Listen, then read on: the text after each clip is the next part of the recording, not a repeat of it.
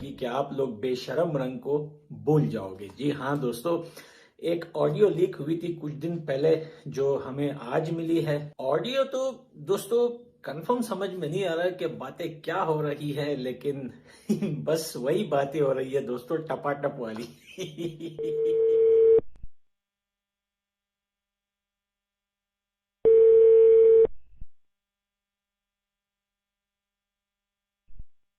Hello. ہاں ٹھیک ہے. ہیں؟ اب میں کیا کروں؟ فون تو مل ہی نہیں رہا، لینڈ لائن آپ کی، تو میں کیا کروں؟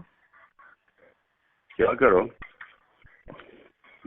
کیسی فیلنگ کیسی ہے؟ ہاں ٹھیک ہے، بالکل. کیا؟ ہاں بالکل. ملی ہے وہاں سے؟ ہاں اوپن. ہاں بالکل کھلا. یہاں تو بالکل کرو کر رہا اوپر تک. کیوں نہیں کام کری؟ لینڈ لائن کرتی ہے ویسے کام. کیا لینڈ لائن کام کیوں نہیں کر رہی ہے؟ تو پتہ چل جائے گا. ہاں تو قریب آ جا. اچھا. اور پہلے چاٹ یا سیدھا اندر ڈال دوں؟ نہیں سیدھا اندر ہی. سیدھا لے لو گے پورا؟ ہاں ہاں بالکل. ہاں آہستہ یا زور؟ پہلے یہ بتاؤ. نہیں ہمیشہ آہستہ، جینٹلی. آہستہ آہستہ؟ ہاں بہت آہستہ سے، آرام سے، جینٹلی. یہ یاد رکھنا کہ میں وہ پیچھے انگلی ڈالتا ہوں. نہیں اس سے کیا بہت انجوائے کرو گے اس سے، اور پلیجر پوائنٹس ٹیکل ہوں گے. دوستو کٹورا خان کے آپ لوگوں نے آڈیو سن لی. اب آپ لوگ اس آڈیو پہ مزے لیے ہیں. ہنگامہ خیز قسم کی نیوز چل رہی ہیں، آڈیو لیکس چل رہی ہیں، اور ساتھ ساتھ آپ کی ٹویٹس چل رہی ہیں. تو میں نے سوچا میں ذرا پوچھوں ویسے کیا کریے، کیا ہو رہا ہے. اور کہا یہ جا رہا ہے کہ عائلہ ملک جو پی ٹی آئی کی ممبر ہیں، سنا ہے کہ ان کے ساتھ ہی آڈیو لیک ہے. اب کہاں تک ٹھیک ہے کہاں تک نہیں ہے، اس پہ بھی بحث چل رہی ہے. ظاہر ماننے والے تو ہیں نہیں پی ٹی آئی کے لوگ، لیکن آپ کیا کہیں گے، کیا ہو رہی ہے؟ میں یہ کہوں گا کہ آپ چشم تصور سے ایک 19ویں صدی کے لکھنؤ کی ہیرا منڈی امیجن کریں کہ جہاں پر دو بوڑھی طوائفوں کی نا محلے کے اندر لڑائی ہو جاتی ہے، اور اس کے بعد جب بوڑھی طوائفوں کی لڑائی کے نتیجے میں پورے محلے کے بلکہ پورے لکھنؤ شہر کے افیئرز جو ہے نا وہ تشتے ازبام ہونے لگتے ہیں نا، تو اس وقت ہم اس سچویشن کا شکار ہیں. یعنی ایک جانب سے خان صاحب لبرٹی کے جلسے میں اوپنلی بلیم کرتے ہیں ان کو، اور اس کے بعد اگلے 2 دن کے اندر 48 گھنٹے کے اندر نواب آف کالا باغ کی جو پوتی ہے وہ نواب آف سبز باغ کے ساتھ جو رنگ رلیاں منا رہی تھی اس کی آڈیو لیک کر دی جاتی ہے. ایک بہت بڑا پوائنٹ یہ ہے کہ یہ کسی کے ذاتی معاملات میں مداخلت ہے. یہ جو کانسینٹنگ ایڈلٹس ہے یہ ان کا ایشو ہے. مسئلہ یہ ہے کہ یہ ذاتی معاملات میں مداخلت نہیں ہے، کیونکہ ہمارے نکاح نامے پر کیا لکھا جائے گا یہ خان صاحب ڈیسائیڈ کریں گے.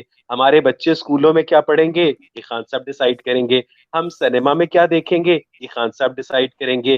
ہماری طرز معاشرت کس طرح کی ہوگی یہ خان صاحب ڈیسائیڈ کریں گے.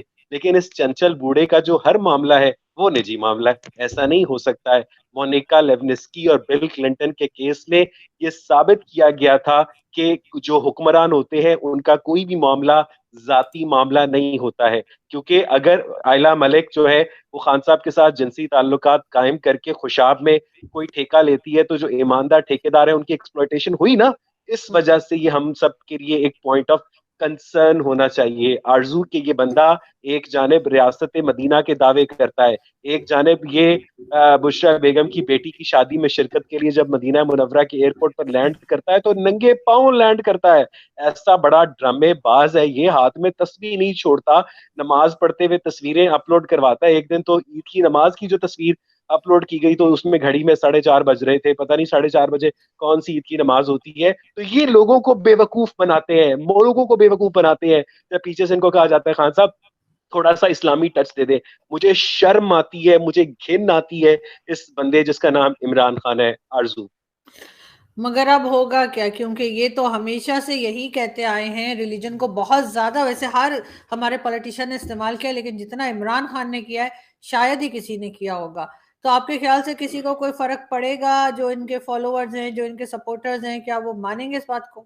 میرا خیال ہے کہ ان کے جو سپورٹرز ہیں ان کے بارے میں کہا جاتا ہے سمن بکمن امیون ہم لا یرجعون. ان کے دلوں پر, ان کے سینوں پر مہر لگ چکی ہے. ان کو خان صاحب کے علاوہ کوئی بندہ نظر ہی نہیں آتا.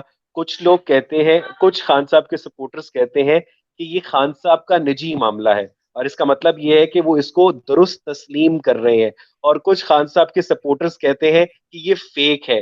یعنی خان صاحب کے سپورٹرز کا آپس میں بھی اتفاق نہیں ہے کہ یہ فیک ہے یا فیک نہیں ہے. یعنی آدھے خان صاحب کے سپورٹرز جو اس کو نجی معاملہ کہہ رہے ہیں وہ اس کو درست تسلیم کر رہے ہیں. اور ہوگا کچھ نہیں, کیونکہ اس وقت پاکستان کی پالیٹکس کے اندر کسی قسم کی جو شرم حیا جو ہوتی ہے وہ اس وقت رخصت ہو چکی ہے. بلکہ آپ جو تیسری آڈیو لیک آئی ہے جس میں باقاعدہ عائلہ ملک جو ہے خان صاحب کے ساتھ کوئی جنسی گفتگو نہیں کر رہی, بلکہ انہیں یہ بتا رہی ہیں کہ یار اپنے آپ کو نا پولیٹیکل گوسپ سے بھی نا اپڈیٹ رکھا کرو. تمہیں پتا ہے 2 چارلیز کا, وہ 2 چارلیز کون ہے؟ چودھری شجاعت حسین جو کہ اس وقت پی ڈی ایم کا حصہ ہے, اور دوسرا چودھری پرویز الہی جو کہ اس وقت عمران خان کے مبینہ طور پر ساتھی بنے ہوئے ہیں. انہوں نے ہارس سٹیلز والوں کے پاس اپنا بندہ بھٹی بھیجا کہ اس سے وہ پیسے لگوائیں. یعنی یہ پاکستان کی پالیٹکس کو صحیح معنوں میں ایکسپوز کر رہا ہے. کیا وزیر اعظم کے پاس, شہباز شریف, آصف زرداری کے پاس اتنی مورل کریج ہے کہ وہ چودھری شجاعت حسین کو اس بات کے اوپر